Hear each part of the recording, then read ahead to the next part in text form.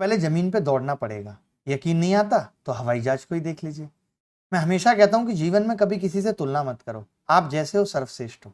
जब तक खुद को प्यार करना नहीं आएगा तो कोई आके हमें प्यार नहीं करेगा। नमस्कार, मैं अभिनय, आप सबका अभिनय में इस पे स्वागत करता हूं। कैसे हैं दोस्तों? उम्मीद करता हूं अच्छे होंगे और अपने जीवन में जो भी कर रहे हैं वो एक अच्छे मंजिल को पाने के लिए कर रहे होंगे। लेकिन हम एक यूनिक जगह पहुंचना चाहते हैं। हम सम्मान समाज में अपना अलग तरीके से देखना चाहते हैं।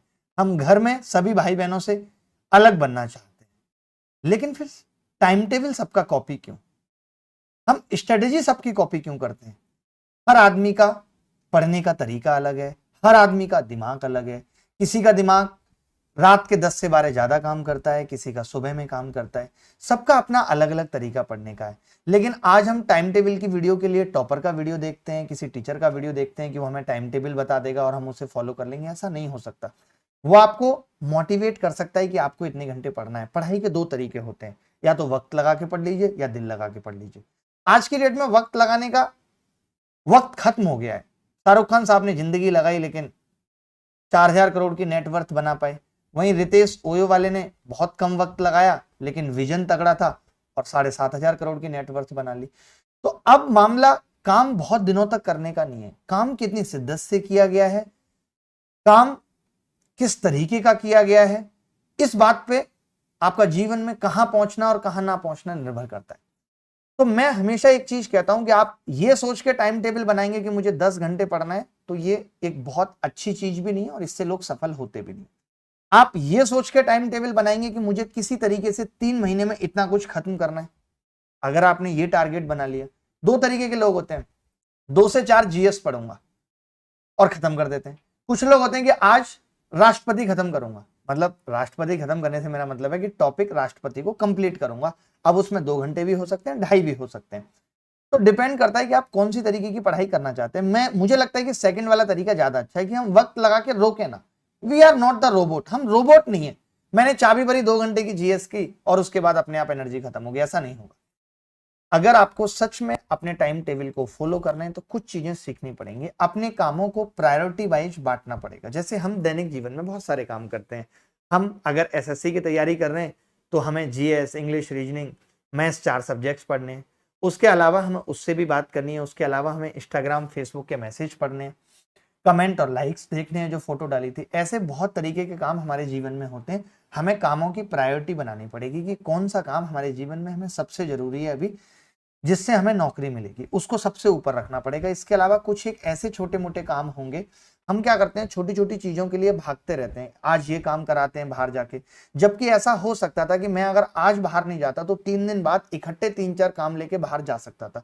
या फिर ऐसा कोई काम था जो मेरा भाई मेरी जगह कर सकता था, या फिर मेरा दोस्त कहीं गया हुआ था, मैं उससे भी वो काम करा सकता था। हम इस तरीके के मैनेजमेंट में फेल हो जाते हैं। हमें लगता है हर काम जब तक मैं नहीं करूंगा तब तक नहीं होगा, जबकि ऐसा नहीं है। फिर तो जितने बड़े बड़े लोग इतने बड़े बड़े ऑर्गेनाइजेशन चला रहे हैं, रतन टाटा से लेकर के अंबानी साहब, अडानी साहब, और इतने स्टार्टअप आजकल चल रहे हैं, या हम भी छोटा मोटा कुछ कर रहे हैं, अगर सारे काम मैं ही करूंगा तब तो कुछ भी नहीं हो पाएगा। तो कभी भी लाइफ में सारे काम खुद नहीं करने होते, कामों को बांटना होता है कि कुछ काम ऐसे हैं जो मैं या मेरे बिना हो सकते हैं, तो मुझे उसमें समय नहीं खराब करना है। एक जिस वक्त मेरा दिन में सबसे खराब मूड है उस वक्त मैं वो सब्जेक्ट उठाऊंगा जो मुझे सबसे अच्छा लगता है। इस तरीके की बैलेंसिंग लाइफ में बनानी होती है, चाहे वो टाइम टेबल फॉलो करने के लिए हो या जीवन में किसी गोल को अचीव करने के लिए। हम ये मिस्टेक कर जाते हैं, हम सुबह सुबह फ्रेश मूड के साथ उठते हैं और हम गणित पढ़ना स्टार्ट कर देते हैं क्योंकि गणित हमें अच्छा लगता है। जब हमारा दिमाग थक जाता है 4 घंटे बाद, फिर हमें लगता है जीएस पढ़ लेते हैं, और जीएस जैसी पढ़ने बैठते हैं हमें नींद आने लगती है। फिर क्या फायदा? इससे अच्छा तो ये हो सकता था कि मैं सुबह सुबह जग के फ्रेश मूड के साथ जीएस को लर्न करता, या वोकैब याद करता, या ग्रामर के रूल्स याद करता, और जब मेरा दिमाग थकता तो मैं गणित उठा लेता, क्योंकि गणित मुझे आसान लगता है, गणित में मुझे कोई तकलीफ नहीं लगती। ऐसा हो सकता था या नहीं? टाइम टेबल तभी फॉलो नहीं होता जब हम उसे बहुत स्ट्रिक्ट कर देते हैं। मैं देखता हूं आज लोग टाइम टेबल बनाते हैं, सुबह 6 बजे जगना, 6 से 7 नहाना धोना। मुझे समझ नहीं आता, हम पैसे का तो 1-1 रुपए का हिसाब रख लेते हैं, बट हम टाइम का नहीं रख पाते। 6 से 7 नहाना धोना, जब आप नहाएंगे तो धुल अपने आप जाएंगे, उसमें अलग से एफर्ट लगाने की क्या जरूरत है?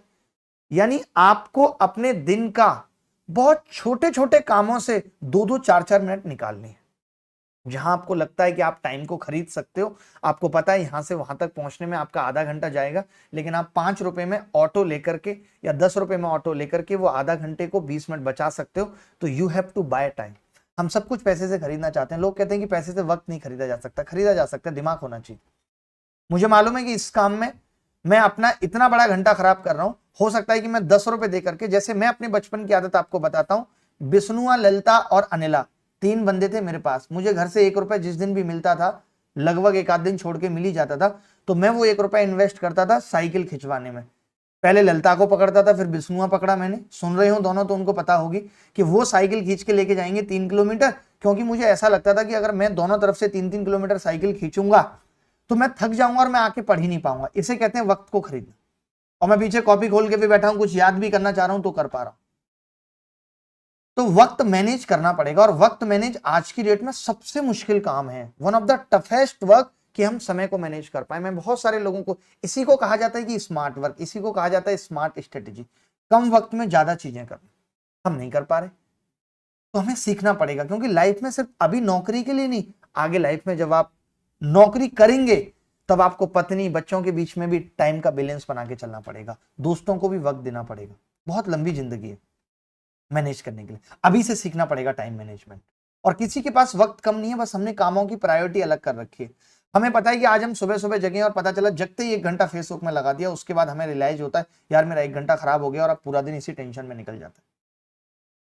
मैं एक चीज कहता हूं कि अगर आपने टाइम टेबल सही में बना लिया और आपको अपनी मंजिल प्राप्त करनी है, आपको यह है कि आपको एग्जाम निकालना है, तो एक भी दिन छुट्टी मत लीजिए। कोई दिन छुट्टी का नहीं होता। कभी मुझे देखा है कि मैं ये कहता हूं कल तो संडे है मैं क्लास नहीं लूंगा। आप बहुत से लोग मुझसे अनअकैडमी पे पढ़ते होंगे, आपने कभी, जितने भी लोग यहाँ पढ़ते हैं, एक बार कमेंट करके बताए कभी ऐसा हुआ है कि मैं कहीं ट्रिप पे गया हुआ हूं और मैंने कहा है मैं क्लास नहीं लूंगा। ऐसी कोई ट्रिप ऐसी हो जहां आपको ना पता हो कि मैं क्लास नहीं लेता। हर जगह मैं अपना काम करता हूं। मुझे लगता है कि मेरी एनर्जी का राज ही है कि मैं अपना काम करता हूं। मैंने खुद देखा है कि अगर किसी दिन क्लास ना हो पाए, किसी कारणवश इंटरनेट नहीं आया, तो मेरा मन उदास हो जाता है, मुझे वो खुशी नहीं मिलती।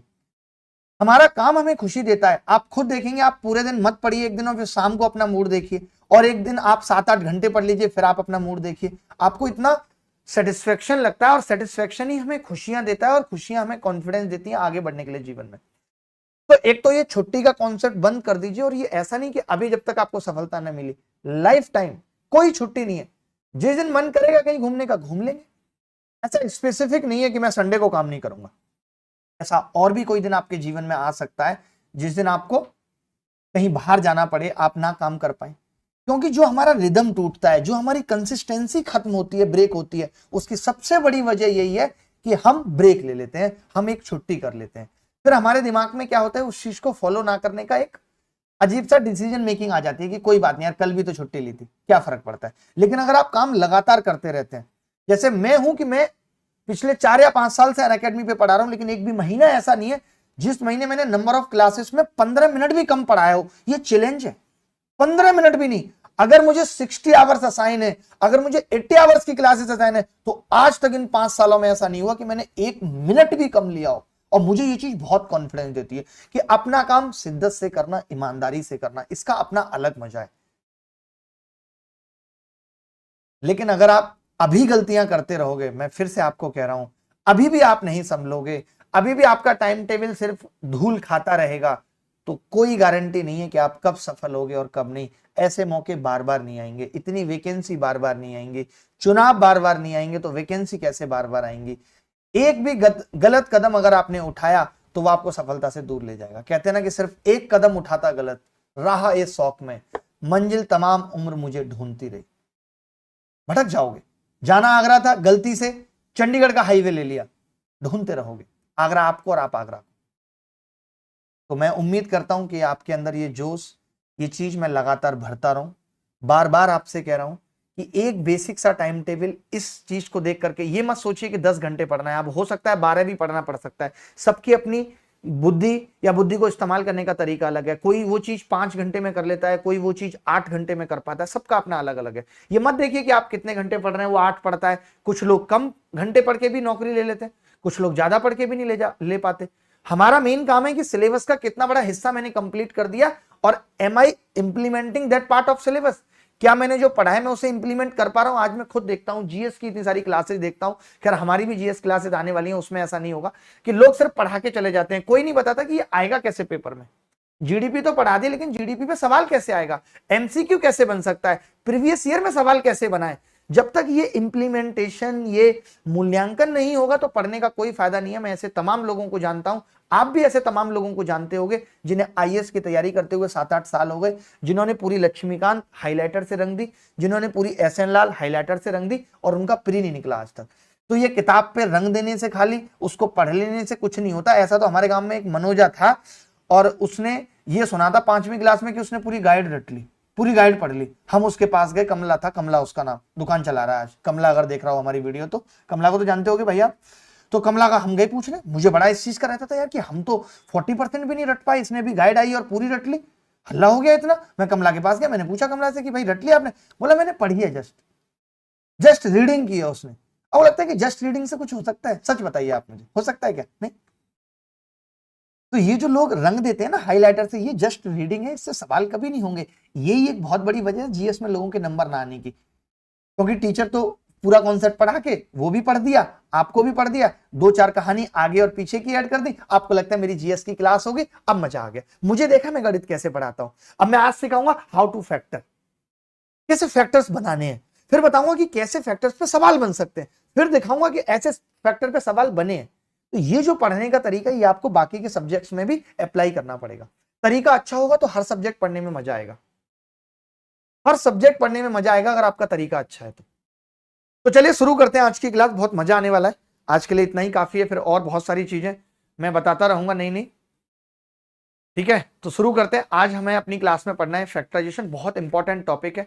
आप सवाल देखेंगे तो आपको पता लगेगा कि चाहे तो सीएचएसएल चाहे सीजीएल, ऐसा कोई एग्जाम नहीं है जिसमें इससे सवाल नहीं आया, ठीक है। ये जो स्टार्टिंग की बात है इनको जरूर देखना, और मैं बीच बीच में भी, पूरी क्लास के बीच में भी मैं कुछ कुछ रूल्स, जैसे हम जो टॉपिक रखते हैं, जैसे आज का topic basically time table, time management है, तो इसके बीच बीच में भी मैं बहुत सारी बातें नई नई आपको बताता रहूंगा, ठीक है। बहुत सारी चीजें नई नई बताता रहूंगा, ऐसा नहीं कि स्टार्टिंग में मैंने बोल दिया, पूरी क्लास में ही मैं आपको ये चीज गाइड करता रहूंगा। शुरू करते हैं सवाल, ठीक है। बहुत मजा आने वाला है और बहुत अच्छे सवाल और बहुत अच्छी अच्छी चीजें हम सीखने वाले हैं, ठीक है जी। चले जी, मजा आएगा बहुत। शुरू करते हैं।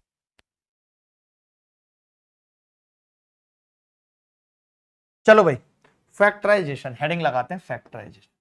आज तो बोर्ड भी चमक रहा है, मैंने सुना है। क्या सच में चमक रहा है ना आज बोर्ड?